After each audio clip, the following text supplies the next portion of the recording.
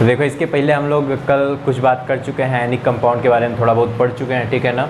अब इसके बाद हम लोगों को पढ़ना है लैटिस इंथैल्पी, ठीक है, यानी लैटिस एनर्जी। क्या होती है लैटिस एनर्जी? तो मैं जैसे लैटिस एनर्जी जो बता रहा हूँ ना, हो सकता है कि बुक में पढ़ोगे तो उससे हल्का सा डिफरेंस दिखेगा, लेकिन दोनों चीज़ें सेम है, ठीक है ना। समझा दूंगा कैसे सेम है, ठीक। तो फिलहाल समझते हैं लैटिस एनर्जी या लैटिस इंथैल्पी क्या होती है।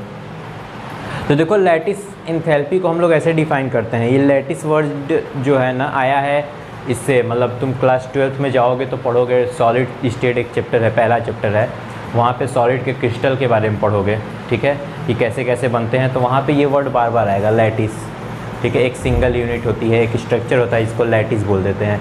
तो लैटिस इंथैल्पी क्या होती है कि किसी भी आयनिक कंपाउंड के, ठीक है, किसी भी आयनिक कंपाउंड के फॉर्मेशन के समय जितनी एनर्जी रिलीज हो जाए, जितनी एनर्जी रिलीज हो जाए, हमने पढ़ा है ना कि जब कंपाउंड का फॉर्मेशन होता है तो एनर्जी रिलीज होती है, पढ़ा है ना। तो जितनी एनर्जी रिलीज हो जाए वही एनर्जी क्या कहलाएगी? Lattice energy. क्या कहलाएगी? Lattice energy. तो लैटिस एनर्जी को हम लोग ऐसे ही डिफाइन करेंगे कि किसी भी आयनिक कंपाउंड का एक मोल, किसी भी आयनिक कंपाउंड का कितना? एक मोल फॉर्मेशन हो अगर, तो एक मोल के फॉर्मेशन में जितनी एनर्जी रिलीज होगी वही क्या कहलाएगी? लैटिस एनर्जी, या उसी को बोलेंगे लैटिस इंथैल्पी। तो लिखो कि the total amount of energy, the total amount of energy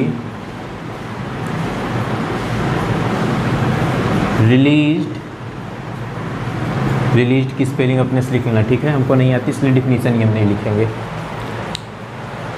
the total amount of energy release during formation of 1 mole of ionic compound, 1 mole of ionic compound, या आयनिक crystal भी लिख सकते हो, ठीक है, आयनिक क्रिस्टल ही लिखो तो ज़्यादा बेटर होगा। 1 mole of ionic crystal, 1 mole of ionic crystal from its constituent ion, from its constituent ion,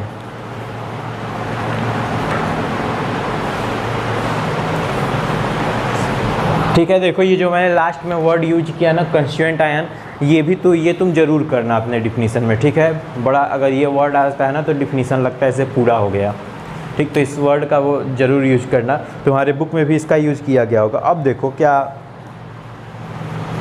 लिखा होगा तुम्हारी बुक में। जैसे मैंने बताया कि 1 मोल आयनिक कंपाउंड के बनने में जो एनर्जी लगेगी, 1 मोल आयनिक कंपाउंड के बनने में जो एनर्जी रिलीज होगी, जो एनर्जी रिलीज होगी उसी को हम लोग कहेंगे लैटिस इंथैल्पी, ऐसा मैंने बताया ना। लेकिन तुम्हारी बुक में लिखा होगा कि 1 मोल आयनिक कंपाउंड को, 1 मोल आयनिक कंपाउंड को तोड़ करके, 1 मोल आयनिक कंपाउंड को तोड़ करके उसको कंस्टिट्यूएंट आयन में कन्वर्ट कर देना, ठीक है। 1 मोल आयनिक कंपाउंड को तोड़ करके उसको कंस्टिट्यूएंट आयन में कन्वर्ट कर देना।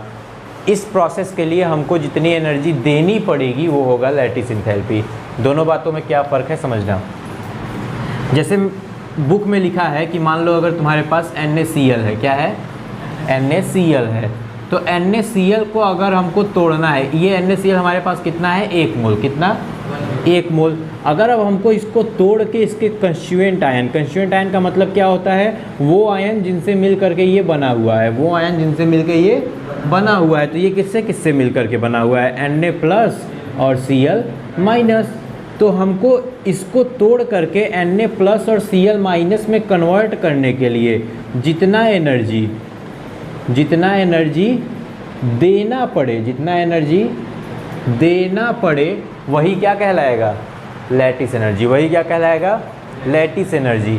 अब सुनो मैंने क्या बताया, मैंने ये बताया कि अगर मान लो तुम्हारे पास Na प्लस और Cl माइनस है, ठीक है ना, अगर तुम्हारे पास Na प्लस और Cl माइनस है, तो ये दोनों जब जुड़ करके 1 मोल NaCl बनाएंगे, ये दोनों जुड़ करके जब 1 मोल NaCl बनाएंगे, तो इस दौरान जो एनर्जी निकलेगी, जो एनर्जी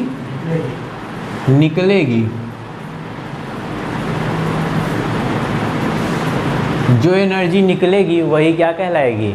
लैटिस एनर्जी। अब देखो क्या इन दोनों बातों में बता, जरा ध्यान से सोचो तो इन दोनों बातों में कोई फ़र्क नहीं है, बस एक जगह बनने की बात की जा रही है, एक जगह टूटने की बात की जा रही है। तो जितना एनर्जी हम लोग बनने के लिए देते हैं उतनी ही एनर्जी दे देंगे तो वापस से टूट जाएगा। मतलब जितना एनर्जी निकलती है बनने के समय, जैसे मान लो अगर कोई कंपाउंड बन रहा है तो वो एनर्जी रिलीज करता है, यानी स्टेबल जब भी होता है तो एनर्जी रिलीज करता है ना, ठीक है। अगर वो एनर्जी रिलीज कर दिया यानी कि अब उसके पास कम एनर्जी है और अब वो स्टेबल है, यानी कंपाउंड के फॉर्म में है, ठीक। इतनी बात समझ में आई, यानी कि अब वो स्टेबल है, अब वो कंपाउंड बना लिया तो अब वो स्टेबल है। अब हमको करना क्या है कि जितनी एनर्जी वो निकाला था अगर उतनी ही एनर्जी हम उसको वापस दे दें तो वो वापस से टूट नहीं जाएगा, टूट जाएगा ना वापस से दूर दूर, क्योंकि वो पास पास आया ही क्यों था, वो पास पास इसीलिए तो आया था क्योंकि एनर्जी वो निकाल दिया था, वो एनर्जी निकाला तभी वो पास पास आ पाया और कंपाउंड का फॉर्मेशन कर पाया। लेकिन हम फिर से ला करके अगर उतना ही एनर्जी उसको दे दे तो फिर से वो पास पास नहीं रहेगा, फिर वो दूर दूर चले जाएंगे। तो बस वही चीज़ें हैं। यहाँ पर मैंने बोला कि एनर्जी जितनी निकलेगी 1 मोल NaCl के फॉर्मेशन में या 1 मोल आयनिक क्रिस्टल के फॉर्मेशन में, वही हम लोग क्या बोलेंगे, लैटिस एंथैल्पी, उसी को क्या बोलेंगे, लैटिस एंथैल्पी। और यहाँ पे उसी बात को बस उल्टा करके बोल दिया गया कि 1 मोल NaCl के फॉर्मेशन के लिए जितनी एनर्जी देनी पड़ेगी, जितनी एनर्जी देनी पड़ेगी, तो दोनों बातें सेम हैं। तो अगर इसको लिखना चाहो तो लिख लो, ऐसे मतलब अगर बनाना चाहो तो बना लो, या अगर डिफिनीशन लिख लियो तो बहुत अच्छी बात है। फिर उसके बाद लिख लो नेक्स्ट पॉइंट, इसी में आगे लिखो, it is a exothermic process, it is a exothermic process. मैं देखो एक्सोथर्मिक क्यों लिखवा रहा हूँ, क्योंकि एनर्जी रिलीज होने के लिए मैं लिखवाया हूँ तुम्हारी डिफिनीशन में, ठीक ना, एनर्जी रिलीज होने के लिए मैं लिखवाया हूँ, इसलिए जो हम बोल रहे हैं वो लिखो ना, ज़्यादा लिखोगे गलत लिखोगे, कम लिखो सटीक लिखो, लिखो it is a exothermic process. फिर उसके बाद नेक्स्ट लिखो, lattice energy explain the stability of, explain the stability of ionic crystal, stability of ionic crystal या आयनिक कंपाउंड लिख सकते हो, जो भी लिखना चाहो। Explain the stability of ionic crystal. फिर नीचे लिखो, lattice energy is directly proportional to stability of ionic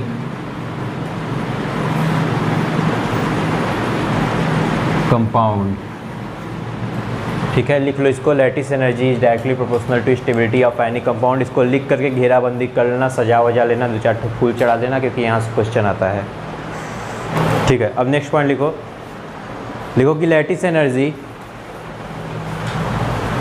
is inversely proportional to,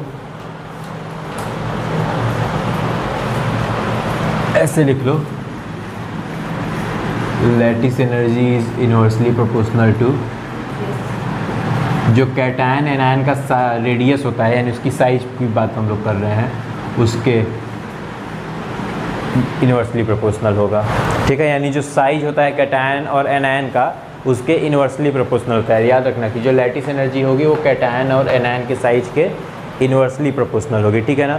दूसरा लिखो, lattice energy is directly proportional to,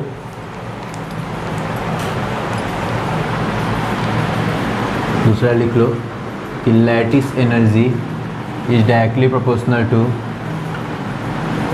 charge of cation and anion, ये लिख लो। Q का मतलब वहाँ पे चार्ज है, यानी जो कैटायन और एनायन के ऊपर चार्ज होता है उसके डायरेक्टली प्रोपोर्शनल होगी और साइज के इन्वर्सली प्रोपोर्शनल होगी लैटिस एंथैल्पी, ठीक ना। अभी हम लोग इस पर क्वेश्चन कर लेंगे बढ़िया तब, और ये अच्छे से इसका कॉन्सेप्ट क्लियर हो जाएगा। बाकी इतनी बात समझ में आई कि नहीं, लैटिस एंथैल्पी क्या होता है। लैटिस एंथैल्पी और कुछ नहीं होता, सिर्फ हमें इतनी सी बात समझनी है कि लैटिस एंथैल्पी क्या है, कि कंस्टिट्यूएंट आयन से, यानी जिस भी आयन से कंपाउंड को बनना है, उस आयन से जब 1 मोल कंपाउंड का फॉर्मेशन होगा तो उस दौरान जितनी एनर्जी रिलीज होगी वही क्या कहलाएगी, लैटिस एनर्जी, वही क्या कहलाएगी, लैटिस एनर्जी, ठीक है ना। तो इतना लिख लिए तो बहुत बढ़िया सब। फिर एक पॉइंट और लिखो, लिखो cation and anion, cation and anion of similar size form a crystal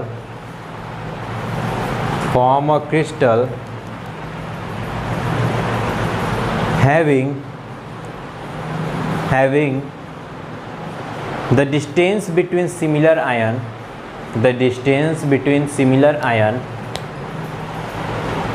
is less and compound becomes more stable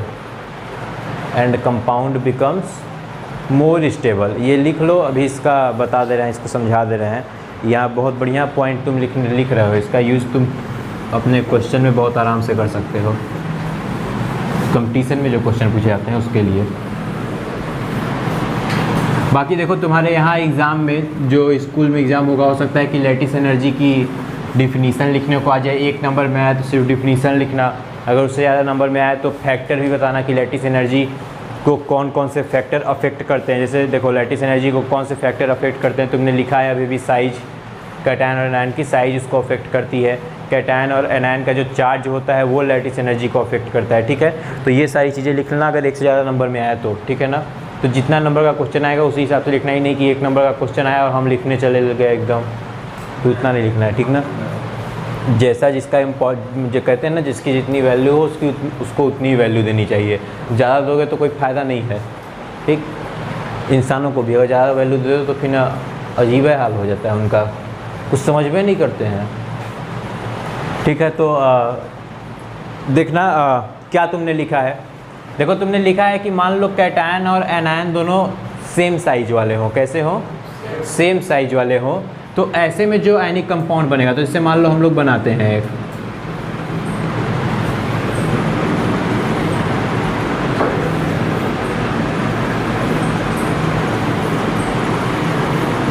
ठीक है।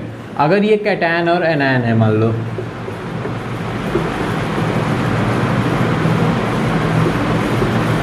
ये कैटायन और एनायन, मतलब ये कोई आयनिक क्रिस्टल है, ठीक है ना। इसमें देखो सिमिलर साइज वाले जो आयन है, मतलब सिमिलर, ये कैटायन और एनायन दोनों की साइज लगभग सिमिलर है, ठीक है ना। अब इसमें जो सिमिलर चार्ज वाले एनायन मतलब आयन है, जैसे देखो यहाँ माइनस माइनस वाले इतनी दूरी है ना, या अगर हम प्लस प्लस वालों के बीच में देखें तो भी इतनी दूरी दिख रही है। मेरा थोड़ा सा दूरी कम ज़्यादा हो सकता है क्योंकि हमने एकदम वो ऊपर कार वरकार लेके तो गोला बनाया नहीं है, थोड़ा सा गड़बड़ा सकता है, ठीक है ना। लेकिन ऐसे बस समझ लेना, समझने के लिए है ये। तो इन लोगों के बीच की दूरी देखो, इन लोगों के बीच की दूरी जो है वो मतलब उतनी ज़्यादा नहीं है कि ये एकदम टूट जाए। अभी एक दूसरा लिखवाएंगे तब उसमें देखना। अब अगर मान लो ये सिमिलर साइज के ना हो, अब अगर ये सिमिलर साइज के ना हो तो होगा क्या, एक बड़ा होगा और एक ऐसा ही होगा ना, फिर एक बड़ा फिर एक छोटा, ऐसा ही बनेगा compound.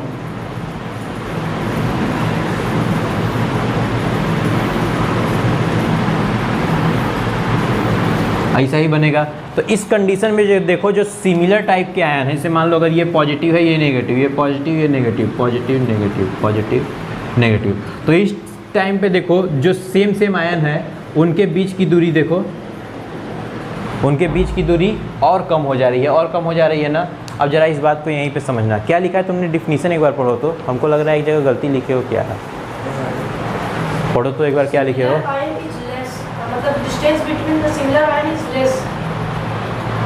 Distance between similar ion is मोर लिखो, वही गलत लिखे हो। Distance between the similar ion is मोर, वो डिफिनीशन में सही कर लेना, मतलब डिफिनीशन नहीं जो पॉइंट लिखे हो, ज़्यादा ना है यहाँ पे डिस्टेंस इसके मुकाबले, ठीक है। Distance between the similar ion is more, so आगे लिखो, so repulsion is less, repulsion is less, ये लिखवाना है। सो रिपल्सन इज लेस, सही लिखे हो, काहे काटोगे। सो रिपल्सन इज लेस, बस उतना लिखे रहो, ठीक है ना। अब इसी बात को देखो यहाँ पे समझ लो, ध्यान से समझना, ठीक है ना। जैसे मान लो ये हमारे पास 2 आयनिक क्रिस्टल हैं, ठीक है, हमारे पास 2 आयनिक क्रिस्टल हैं। एक आयनिक क्रिस्टल ऐसा है जिसमें साइज जो है वो पॉजिटिव वाले की और नेगेटिव वाले की दोनों कैसी है, सेम है, दोनों कैसी है, सेम है, या हम लोग सिमिलर समझ लेते हैं, ठीक है, मतलब ये लगभग एक जैसी। लेकिन यहाँ पे क्या हुआ कि यहाँ पे जो साइज है, यहाँ पे जो साइज है पॉजिटिव और नेगेटिव वाले की, वो सेम नहीं है, वो एकदम सिमिलर नहीं है, ठीक है ना। बहुत ज़्यादा डिफरेंस दिख रहा है, देखो दिख भी रहा है, कोई एकदम हौदा जैसा है और एक एकदम मुर्गी जैसा, ठीक है।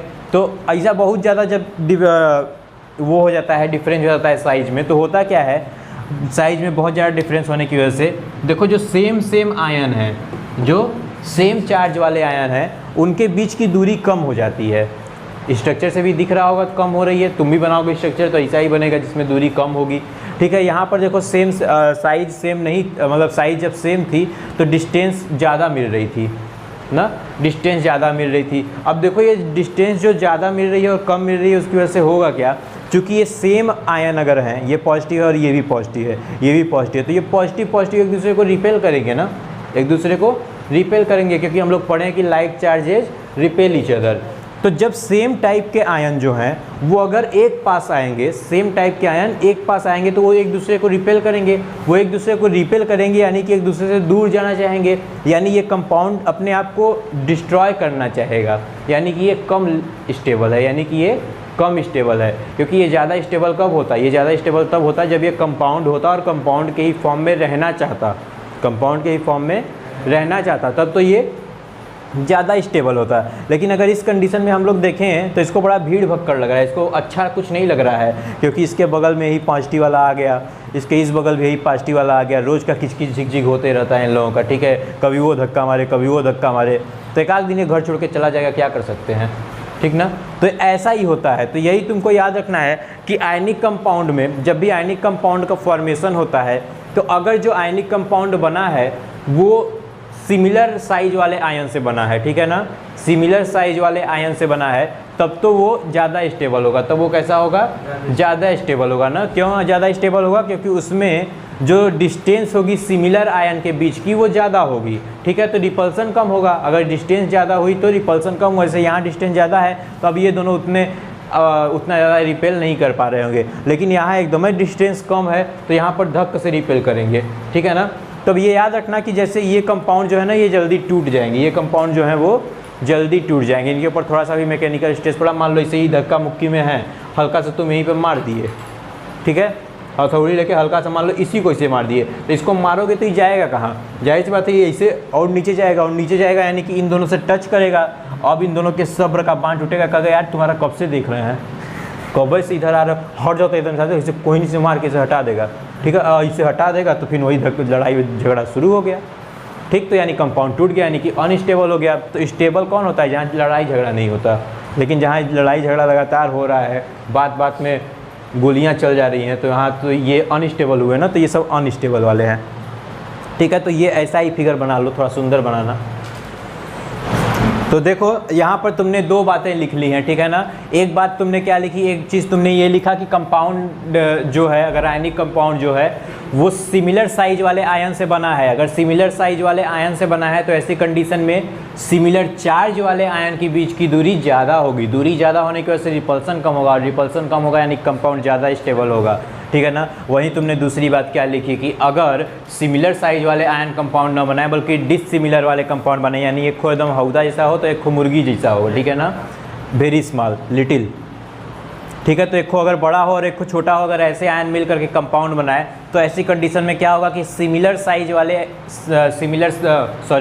सिमिलर चार्ज वाले आयन के बीच की जो दूरी है वो बहुत कम हो जाएगी। तो दूरी कम होगी यानी रिपल्सन बढ़ेगा। ठीक है, दूरी कम होगी यानी रिपल्सन बढ़ेगा, और रिपल्सन बढ़ेगा यानी कि कंपाउंड जो है वो कम स्टेबल होगा। ठीक है ना, ये याद रखना कि जब तक हम लोग दूर रहते हैं ना तभी तक प्यार रहता है, जिस दिन पास आते हैं उस दिन कुल गुड़ गोबर।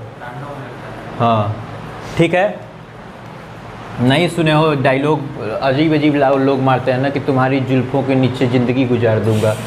ठीक है, और वही फिर अगर ब्याह हो गया तो खाने में एक बाल पड़ जाए तो बवाल हो जाए।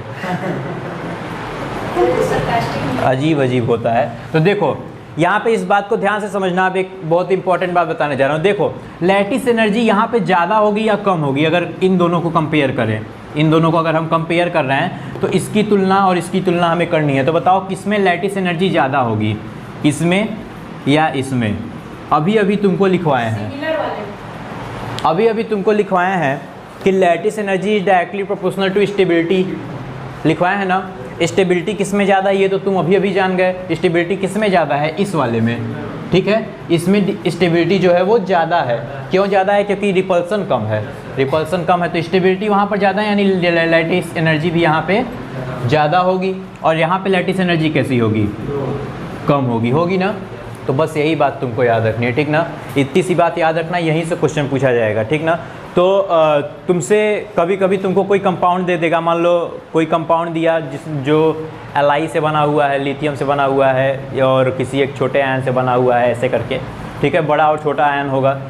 तो ऐसी कंडीशन में तुमको दिया जाएगा कंपाउंड कोई, तो उसमें तुमको बस यही बात याद रखनी है कि अगर देखना सिमिलर साइज वाले हैं तो वो ज़्यादा स्टेबल होंगे, सिमिलर साइज वाले अगर कंपाउंड हैं तो वो ज़्यादा स्टेबल होंगे, और डिसिमिलर वाले हैं तो कम स्टेबल होंगे। ऐसा क्वेश्चन कई बार पूछा गया है, ऐसा क्वेश्चन कई बार पूछा गया, हम तुमको सॉल्व कराएंगे, बता देंगे, ठीक है ना।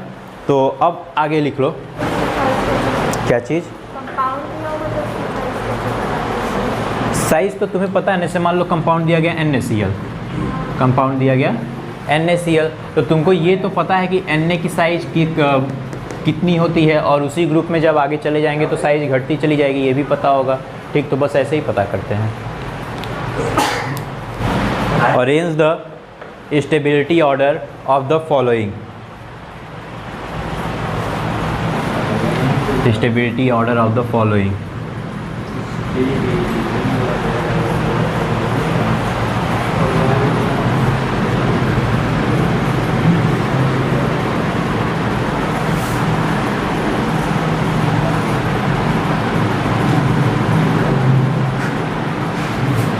इसका स्टेबिलिटी ऑर्डर अरेंज कर लो, 2 रुपया, जल्दी जल्दी। Li आई आयोडीन, हाँ ये स्टाइल है मेरा लिखने का। क्या काहे बनाया है, अरे उसका मन क्या बनाया है। गुड क्वेश्चन कभी कभी लड़के पूछ लेते हैं, काहे बनाया है, मतलब क्वेश्चन काहे आया है, अरे काहे का बताएं भाई, आ गया तो आ गया, लिखो उसको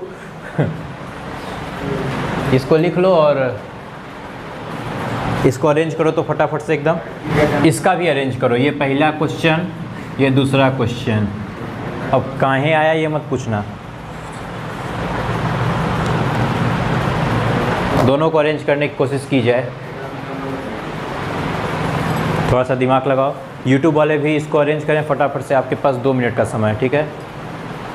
तो जैसे देखो क्या करना है, यहाँ पे अगर हम लोग देखेंगे इस वाले क्वेश्चन में, अगर हम लोग ध्यान से देखें तो लिथियम जो है, लिथियम सब में कॉमन है, लिथियम सब में कॉमन है, यानी कि जो कैटायन है वो सब में कॉमन है। अब कैटायन अगर सब में कॉमन हो गया कि यानी कि वो डिसाइडिंग फैक्टर नहीं होगा, वो डिसाइड नहीं करेगा कि किस ऑर्डर क्या होने वाला है, ठीक ना, क्योंकि वो तो सब में सेम हो गया। तो देखो क्या चीज़ सेम नहीं है, सेम नहीं है हमारा एनायन, एनायन जो है वो सब में अलग अलग है। अब अगर एनायन की हम लोग एनायन का ऑर्डर देखें तो सारे के सारे एनायन हमको हैलोजन ग्रुप के ही नज़र आ रहे हैं ना, सारे के सारे एनायन हैलोजन ग्रुप के नज़र आ रहे हैं। और हैलोजन ग्रुप में या किसी भी ग्रुप में हम लोग जानते हैं कि जब भी हम लोग ऊपर से नीचे की तरफ आते हैं तो साइज बढ़ती है, क्या होता है, बढ़ती है। अब ध्यान से सुनना, हम लोगों ने पढ़ा है कि लैटिस एनर्जी, अभी कुछ देर पहले अभी इसी वीडियो में बताया हूँ, अभी बताया हूँ कि lattice energy is inversely proportional to size of cation and anion. ऐसा लिखवाया हूँ कि नहीं लिखवाया हूँ, लिखवाया हूँ ना। तो कैटायन का साइज तो सब में सेम है तो उसको देखेंगे नहीं, लेकिन एनायन का साइज सब में सेम नहीं है, ठीक है। तो एनायन का साइज सबसे ज़्यादा यहाँ पर है, फिर उसके बाद यहाँ पर, फिर उसके बाद यहाँ पर, और सबसे छोटा यहाँ पर, ठीक है ना, ठीक है। तो एनायन का साइज घट रहा है, यानी लैटिस एनर्जी बढ़ रही होगी, क्योंकि इनवर्सली प्रोपोर्शनल का रिलेशन है। तो एनायन का साइज अगर घट रहा है तो लैटिस एनर्जी बढ़ रही होगी। अब ध्यान से सुनना कि अगर लैटिस एनर्जी बढ़ रही है तो यानी कि स्टेबिलिटी भी तो बढ़ ही रही है, क्योंकि हमने ये भी लिखा है कि lattice energy is directly proportional to stability of compound, ऐसा भी लिखा है। यानी कि लैटिस एनर्जी अगर बढ़ रही है तो स्टेबिलिटी भी बढ़ रही है, तुमको स्टेबिलिटी का ही ऑर्डर अरेंज करना है, तो बस अरेंज कर दो। लैटिस एनर्जी के बढ़ता, लैटिस एनर्जी का जो बढ़ता ऑर्डर है वो अरेंज कर दिया, यानी स्टेबिलिटी का ऑर्डर अरेंज हो गया। तो आई की साइज देखो, Li वाला सबसे छोटा है ना, आई वाला सबसे बड़ा है, आई जो है वो सबसे बड़ा है, यानी इसकी लैटिस एनर्जी सबसे कम होगी, इनवर्सली प्रोपोर्शनल का ऑर्डर है, ठीक ना। फिर उसके बाद Br, फिर उसके बाद Cl और फिर F, यानी F वाले की साइज सबसे छोटी थी इसलिए उसकी लैटिस एनर्जी सबसे ज़्यादा हुई, ठीक है। और लैटिस एनर्जी उसकी सबसे ज़्यादा हुई इसलिए उसका स्टेबिलिटी जो है वो भी सबसे ज़्यादा हुआ। कोई दिक्कत इतना समझने में नहीं है ना, पक्का सही से बता रहे हो ना, मजाक तो नहीं कर रहे, ठीक है। तो बस यही ऑर्डर है, यही ऑर्डर लिख लो, लिख लो। बोले थे। हाँ, यही वाला ही ऑर्डर। अच्छा, यही वाला ही ऑर्डर होगा। ये नीचे वाला आप अपने से करके दिखाओ। देखो यहाँ पर भी कुछ नहीं करना है तुमको। यहाँ पर एन आयन देखो सब में सेम दिख रहा होगा, एन आयन सब में सेम दिख रहा है ना, लेकिन बदला क्या है, कैट आयन। तो ये वाला तो अपने से कर सकते हो ना, फटाफट से इसको करके दिखाओ। इसका ऑर्डर यही होगा, इसका ये ऑर्डर होगा, ठीक है, ये ऑर्डर हो गया। रीजन लिखना चाहो तो लिख लो, रीजन अगर लिखना चाहोगे तुम्हारे पास जगह हो ऐसे तो एक पॉइंट करके यहाँ पर रीजन लिख लो दोनों का, ऐसा क्यों हो रहा है, इसका ये ऑर्डर क्यों है, ताकि तुमको याद रहे जब आगे पढ़ो तो पहले वाले का रीजन लिख लो कि साइज ऑफ एन आयन। तो रीजन में लिख लो कि size of an ion decreases, size of an ion decreases so lattice energy increases. बस इतना लिखो, क्योंकि इसके पीछे बाकी सारा लिख रहे हो, वही दोबारा मत लिखो। Size of an ion decreases so lattice energy increases. और नीचे वाले के लिए रीजन लिख लो साइज ऑफ कैट आयन, ठीक है, नीचे वाले के लिए वही रीजन लिखो कैट आयन के लिए, size of cation increases so lattice energy decreases. एक पॉइंट और लिखो, लिखो lattice energy does not explain the, lattice energy does not explain the. देखो यहाँ से जितने क्वेश्चन आ सकते हैं ना, मैं तुमको सारी चीज़ें लिखवा दे रहा हूँ, ठीक है, एक भी पॉइंट छूटा नहीं है तुम्हारा। तो ये एकदम मत सोचना कि कुछ भी छूट रहा है, क्योंकि अगर अच्छे से नोट्स मेरा तैयार कर लिए तुम्हारा स्कूल से लेकर के कंपटीशन तक तैयार हो जाएगा ना। क्योंकि मैं IIT का कोचिंग तो किया नहीं, इसलिए मैं IIT का नहीं गारंटी लूँगा कि एडवांस भी मैं तुम्हारा एकदम पढ़ाई दूँगा, ठीक है। लेकिन बायो से नीट जो होता है वहाँ तक का तुम्हारा एकदम तैयार हो जाएगा, IIT के मेंस तक का तैयार हो जाएगा, ठीक है, वहाँ तक का तुम्हारा एकदम अच्छे से तैयार हो जाएगा। एडवांस के लिए मैं नहीं गारंटी लेता हूँ, ठीक है। अगर तुमको एडवांस का पढ़ना होगा तो फिर तुमको अलग से आना पड़ेगा एडवांस का पढ़ने के लिए, फिर एडवांस तो पढ़ाना पड़ेगा ना। और एडवांस पढ़ाएंगे तो फिर हम ये थोड़ी बताएंगे, फिर हम ये सोच करके पढ़ाएंगे कि तुमको तुम्हारे बुक के लेवल का लगभग सब तैयार है, ठीक है। तो फिर बस उसमें तुमको क्वेश्चन की प्रैक्टिस करानी होगी। तो ये लिख लो कि lattice energy does not explain the ionic character of the compound, ionic character of the compound. यानी लैटिस एनर्जी की मदद से हम लोग किसी भी कंपाउंड के आयनिक कैरेक्टर को एक्सप्लेन नहीं कर सकते हैं। अगर हमको किसी भी कंपाउंड के आयनिक कैरेक्टर को एक्सप्लेन करना होगा तो हमें किसका सहारा लेना पड़ेगा, मैंने कल लिखवाया था, इलेक्ट्रोनेगेटिविटी का। किसका? इलेक्ट्रोनेगेटिविटी का। तो याद रखना कि अगर हमें किसी भी कंपाउंड के आयनिक कैरेक्टर को या कोवेलेंट कैरेक्टर को बताना है तो हम लोग कैसे बता पाएंगे, इलेक्ट्रोनेगेटिविटी की मदद से बता पाएंगे, ठीक है ना। 4 नंबर का क्वेश्चन आ सकता है ये भी, ठीक ना। तो ये समझ जाओ, इस चैप्टर में मैं जितना भी बोल रहा हूँ ना सब 4 नंबर का क्वेश्चन है, इसे बोल रहा हूँ, ऐसे बोल रहा हूँ, तुम पकड़ते जाना बस कहाँ कहाँ से आ रहा है, ठीक। तो याद रखना कि लैटिस एनर्जी जो होती है वो आयनिक कैरेक्टर को एक्सप्लेन नहीं करती। तो आयनिक कैरेक्टर एक्सप्लेन कैसे होता है, इलेक्ट्रोनेगेटिविटी से। ये पीछे हम लोग लिख चुके हैं, ठीक है ना। अब एक चीज़ याद रखो कि जो जैसे अभी मैंने बता दिया ना कि आयनिक और मतलब ये साइज़ के बारे में अभी हमने बात की कुछ देर पहले, ठीक है। सिमिलर साइज होगी तो क्या होगा, डिसिमिलर होगी तो क्या होगा। कभी कभी तुम्हारे सामने ऐसा आयनिक कंपाउंड दिया होगा जिसमें, जैसे मान लो वो ऐसा आयनिक कंपाउंड होगा जिसमें जो एन आयन होगा ना, जो एन आयन होगा वो पॉली एटॉमिक होगा। कैसा होगा? Poly atomic. कहने का मतलब ये है कि जैसे मान लो CO3 ऐसा करके दे दिया तो ये पॉली एटॉमिक हो गया ना, NO2 डबल माइनस करके दे दिया तो वो पॉली एटॉमिक हो गया, ठीक है। जैसे यहाँ पर देखो एन आयन कौन है, F है, सिंगल एटम है, F जो है वो सिंगल एटम है, तो इसलिए हम यहाँ पर जो एन आयन है ये सिंपल एन आयन की तरह दिख रहा है। लेकिन यहाँ पे जो एन आयन है, अगर मान लो ऐसा कुछ एन आयन हुआ NO2 डबल माइनस, तो वहाँ पे एक एटम नहीं है, वहाँ पर 2 एटम है, एक N भी है एक O भी है, या कार्बोनेट आयन है तो C भी है O भी है, ठीक है ना। तो याद हमें रखना है कि जितने भी पॉली एटॉमिक एन आयन होते हैं वो लार्ज साइज के होते हैं। कैसे होते हैं?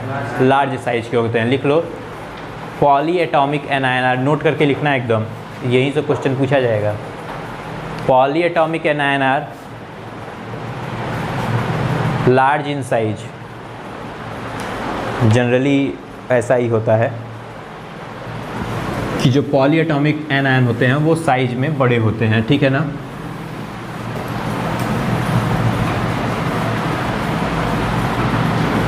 ये सब तुमको कहीं और मतलब इधर पढ़ोगे अगर स्कूल में तो मतलब ये सब नहीं बताया जाता है।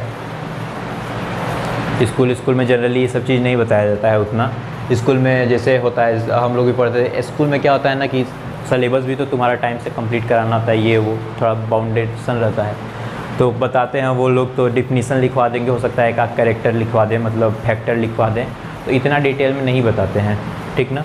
तो इसलिए जो बताया जा रहा है उसको लिख लेना, क्योंकि स्कूल में तुमको उतना बताया नहीं जाएगा, यहाँ बता दिया जा रहा है, तुम्हारा कम से कम तैयार तो हो जाएगा नोट्स। तो प्रॉपर अगर नोट्स तैयार करते चलोगे, जैसे मैं यहाँ जो भी पढ़ा रहा हूँ उसका एक प्रॉपर नोट्स तैयार करो, और उस नोट्स को बहुत बढ़िया से रखना है एकदम, ठीक है ना। मेरी तरह मत रखना, इसे मेरा तो नस नस अलग अलग हो गया है, तो उसको बढ़िया से एकदम रखे रहना, वो तुमको काफ़ी दिन तक काम आएगा। अगर यहाँ के बाद कुछ कहीं तैयारी करने गए या भगवान करे पहली बार में निकल जाए तो और बढ़िया है, ठीक है ना, तो तुमको उसमें बहुत काम आएगा, ठीक। तो नोट्स बना करके रखे रहो और उसको प्रॉपर पढ़ते रहो, रोज़ का रोज़ रिवीजन करते रहना। तो अब हम लोग देखो बात करेंगे प्रॉपर्टी की, ठीक है ना। तो प्रॉपर्टी की बात आज नहीं करते हैं, आज के लिए लैटिस एंथैल्पी बहुत है, एक लेक्चर में खाली लैटिस एंथैल्पी देखो हम लोग पढ़े हैं, कितना डिटेल में पढ़े, ठीक है। तो हम लोगों को अब प्रॉपर्टी की बात करनी है, कल हम लोग इसकी सारी प्रॉपर्टी जो भी होती है वो सब डिस्कस कर लेंगे, ठीक है ना। और कल भी मैं जब पढ़ाऊंगा तुमको तो कुछ बढ़िया बढ़िया क्वेश्चन तुमको भी देखने को मिलेंगे, पूछे गए क्वेश्चन ही बताऊंगा, और कल कुछ क्वेश्चन खोज करके मैं लाऊंगा जो प्रीवियस ईयर में पूछे गए हैं, ठीक है ना। तो उन सारे क्वेश्चन को लगाया भी जाएगा, ठीक है, पहले पढ़ा लिया जाएगा उसके बाद उसको लगाया जाएगा, ठीक ना। तो उन सारे क्वेश्चन को लगाया जाएगा और कोशिश किया जाएगा कि कल जो पढ़ाएंगे उस पर भी क्वेश्चन रहेगा, आज जो पढ़ा चुके हैं उस पर भी क्वेश्चन रहेगा, ठीक ना। तो इसलिए रिवीजन करके एक बार आना, ताकि जब हम क्वेश्चन दें तो तुम जल्दी जल्दी लगा पाओ, ठीक। तो आज के लिए इतना बहुत है। वीडियो देखने वाले शेयर, लाइक और सब्सक्राइब करेंगे, और सबसे बड़ी बात यह है कि जो मैं पढ़ा रहा हूँ उसका नोट्स ज़रूर बनाते जाएँ, ठीक है। वीडियो वाले भी बनाएंगे, तुम लोग भी बनाते जाओ, ठीक। प्रॉपर्ली एकदम नोट्स बनाते जाओ, बहुत काम की चीज़ है, ठीक। तो थैंक यू।